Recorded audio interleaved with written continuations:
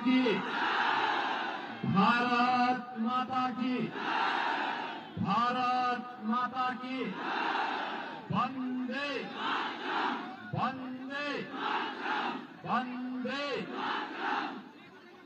नमः पार्वती पतिये हर हर।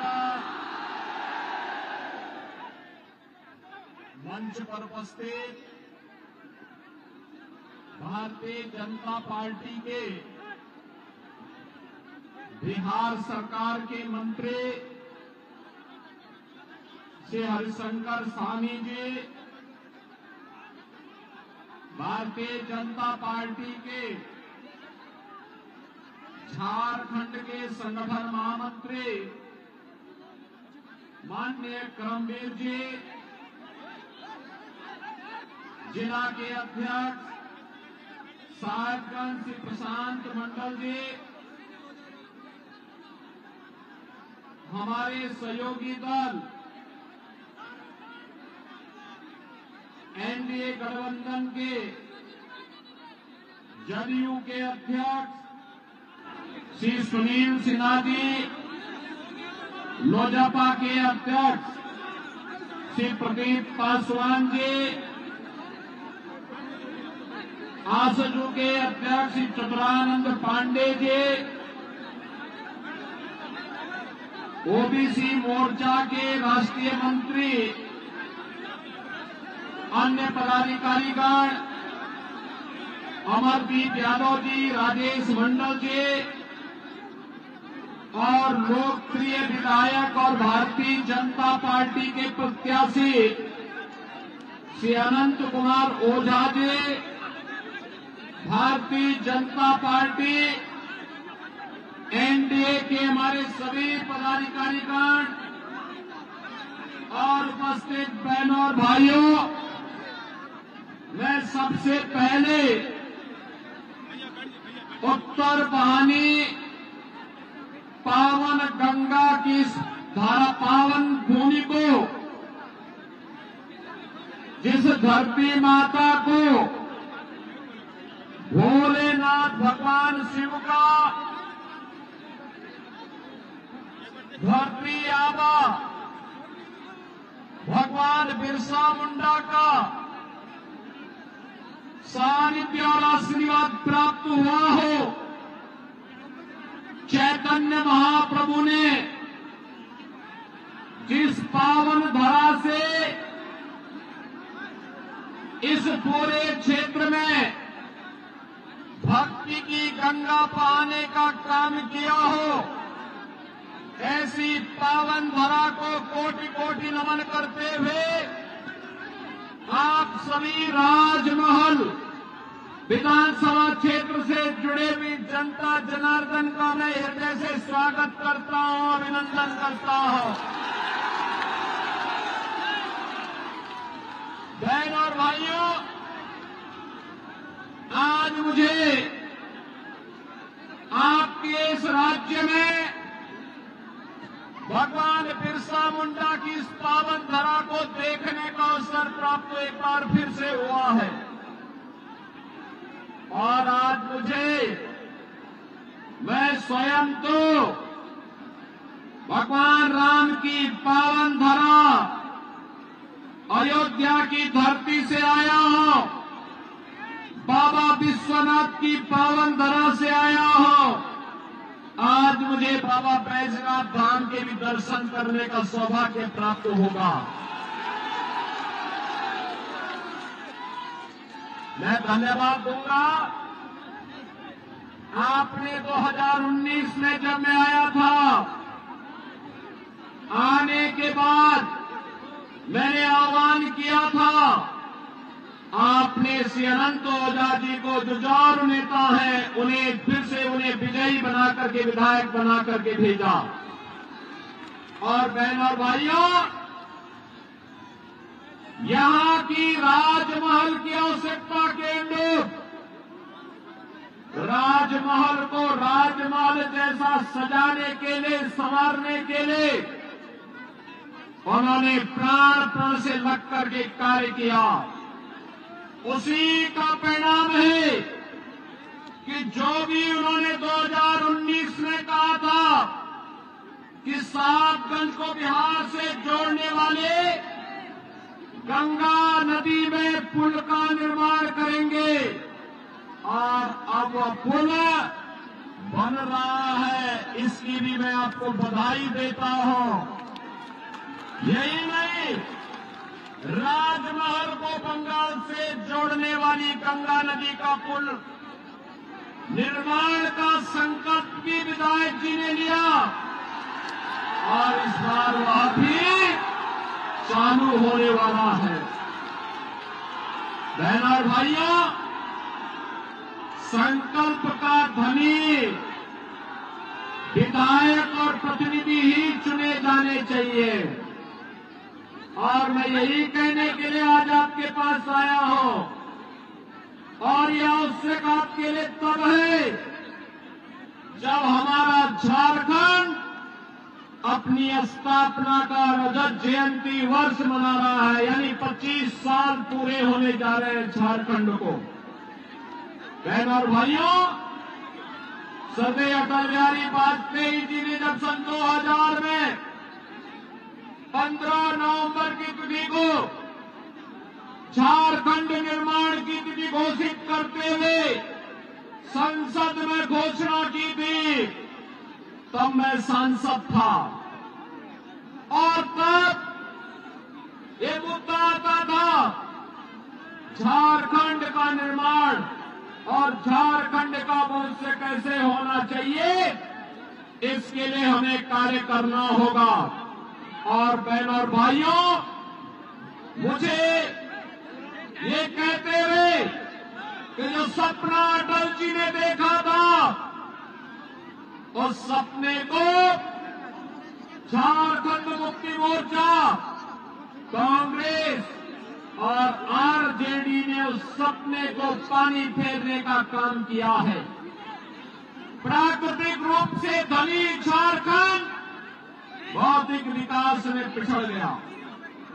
प्राकृतिक रूप से संसाधनों का भरपूर, लेकिन यहाँ का व्यक्ति गरीब का गरीब रह गया।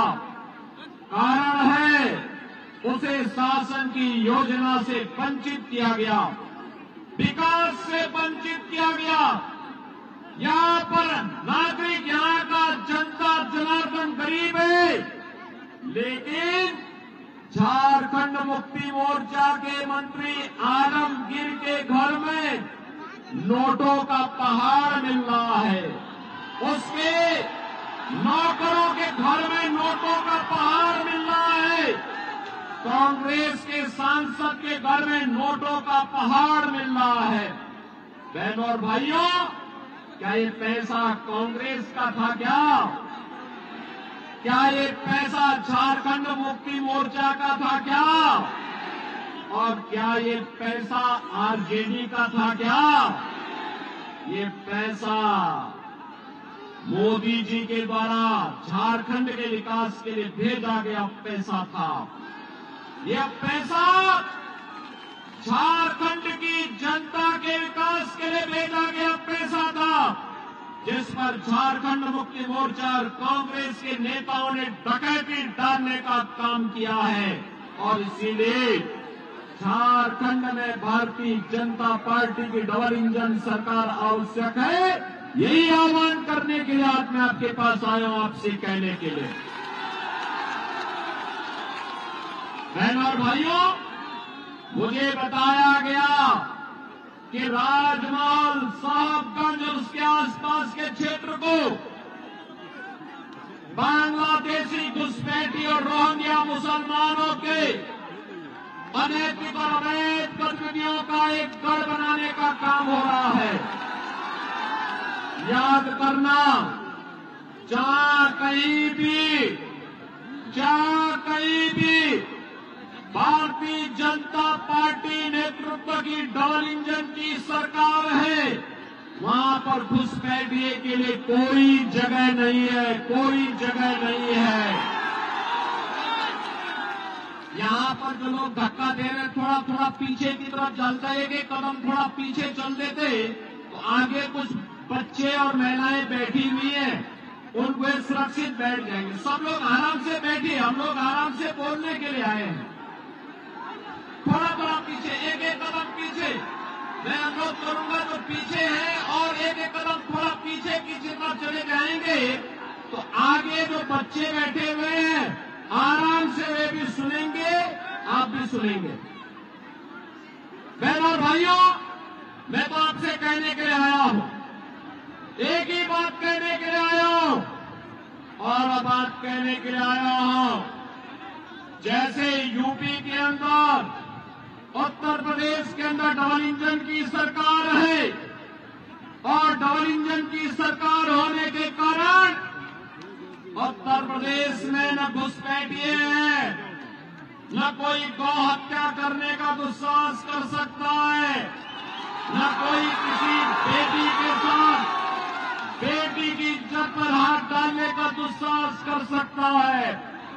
और अगर किसी ने घुसपैठ की, किसी ने बेटी की इज्जत में हाथ डालने का कार्य किया, किसी ने गौ हत्या किया, तो मान करके चलिए कि यमराज के घर के लिए उसका टिकट पक्का।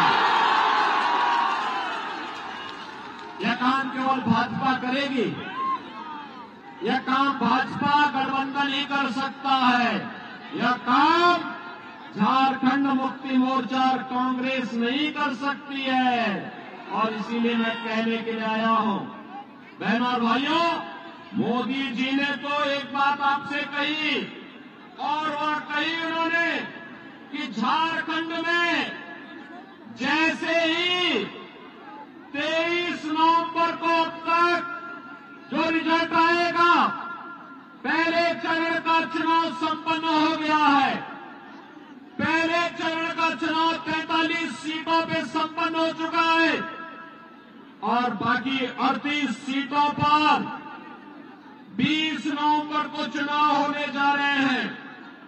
बहनों और भाइयों, अब तक के रुझान बताते हैं, अब तक के रुझान बताते हैं कि भारतीय जनता पार्टी के नेतृत्व में एनडीए यहां पर 2/3 से अधिक सीटों पर विजयी बनकर के पूर्ण बहुमत की सरकार बनाने जा रही है।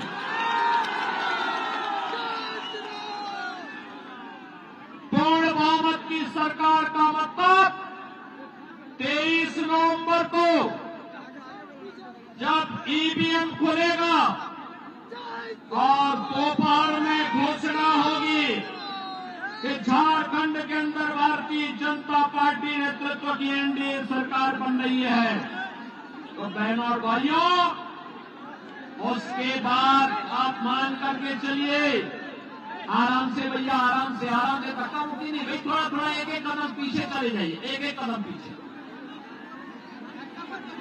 मैं जानता हूं आप में उत्साह है, लेकिन चुनाव तक हमें जोश के साथ साथ होश भी बनाए रखना है। देखो आगे दिव्यांगजन बैठे हुए हैं, बेटियां बैठी हुई हैं, महिलाएं बैठी हुई हैं और इसीलिए उत्साह भी होना चाहिए, लेकिन जोश के साथ साथ होश भी होना चाहिए। नहीं तो ये घुसपैठिए कहीं भी सेंधमारी करने का काम करेंगे और इसलिए इनको सेंधमारी करने का अवसर नहीं देना है। और मैं इसीलिए आपसे कहने के लिए आया हूं, मोदी जी ने घोषणा कर दी है, भाजपा की सरकार आते ही 21 लाख परिवारों को प्रधानमंत्री आवास योजना में एक एक पक्का घर देने का काम करेंगे, एक एक पक्का घर। मोदी जी ने घोषणा कर दी है कि भाजपा की सरकार आएगी तो गोगो दीदी योजना के अंतर्गत हर महिला के खाते में हर महीने 2100 रुपये देंगे, 2100 रुपया हर महीना उपलब्ध करवाएंगे। और यह भी घोषणा की है, जितने नौजवान स्नातक किए होंगे, प्रास्नातक किए होंगे, यानी ग्रेजुएट और पोस्ट ग्रेजुएट किए होंगे, प्रत्येक नौजवान को 2,000 रुपये हर महीने उपलब्ध करवाने का बेरोजगारी भत्ता उपलब्ध करवाएंगे। पीएम इंटर्नशिप स्कीम में 5,000 रुपये महीना देंगे। और यही नहीं, यह भी कहा गया है, यह भी भारतीय जनता पार्टी का संकल्प है कि बहनों और भाइयों, ये जितने भी घुसपैठिए हैं, इन घुसपैठियों को जैसे ही सरकार बनेगी, एक तरफ इन घुसपैठियों को लात मार करके बाहर करने का काम करेंगे और दूसरी तरफ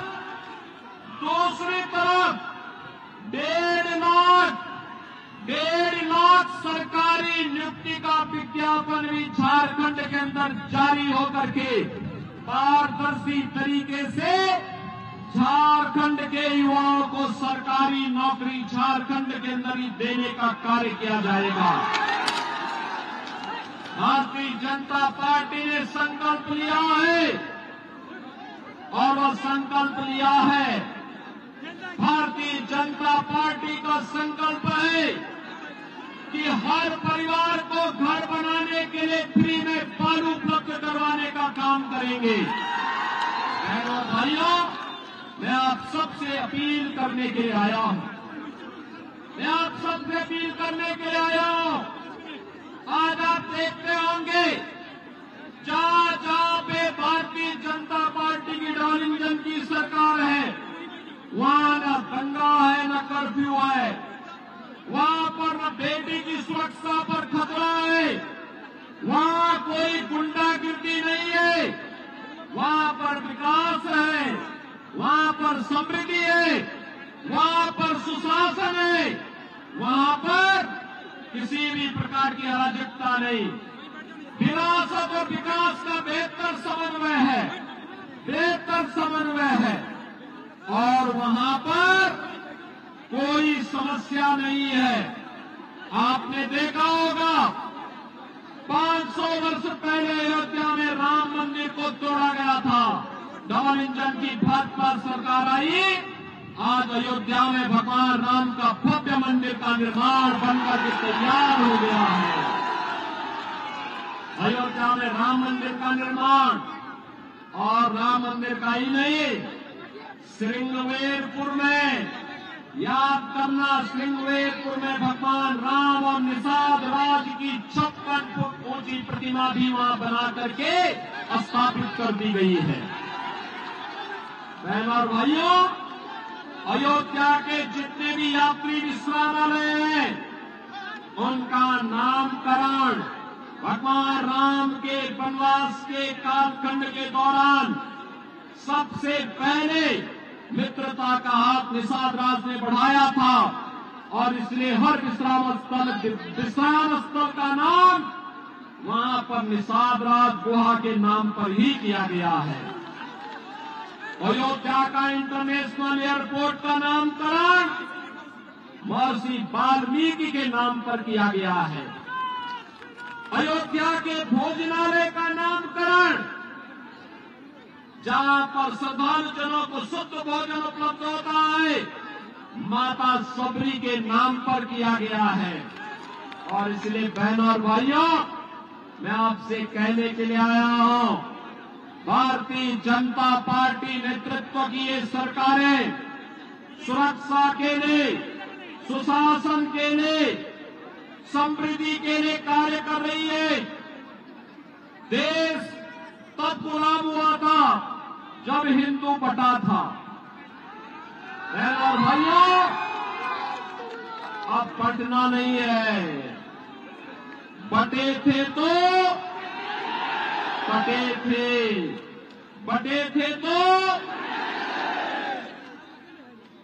अब बटना नहीं है, एक रहेंगे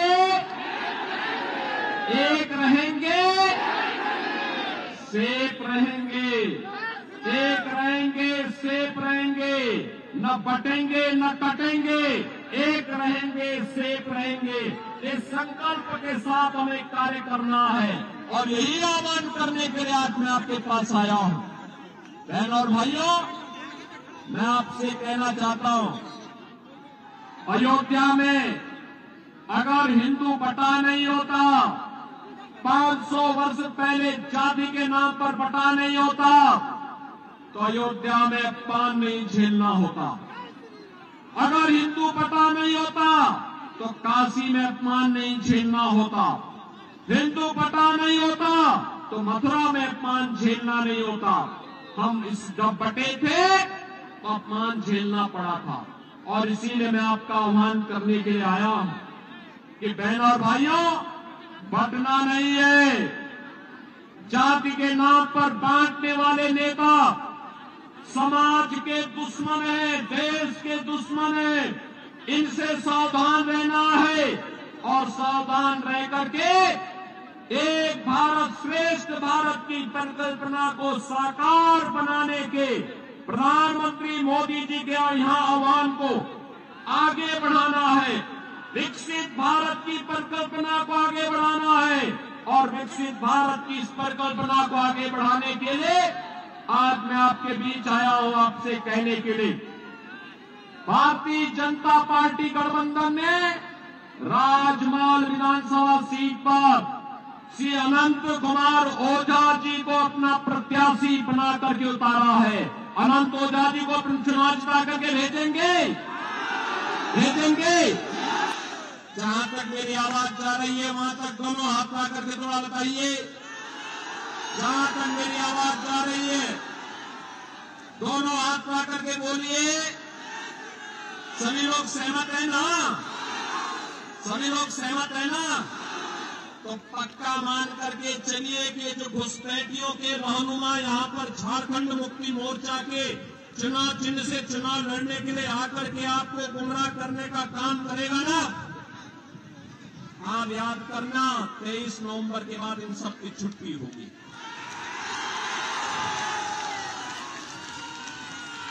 23 नवंबर के बाद ये सबका हिसाब पक्का होगा। इन्होंने जितना लूटा है एक एक पाई का हिसाब होगा और इसीलिए कहने के लिए मैं आया हूं, गौ हत्या बंद होगी, बेटी और व्यापारी की सुरक्षा की पुख्ता व्यवस्था होगी।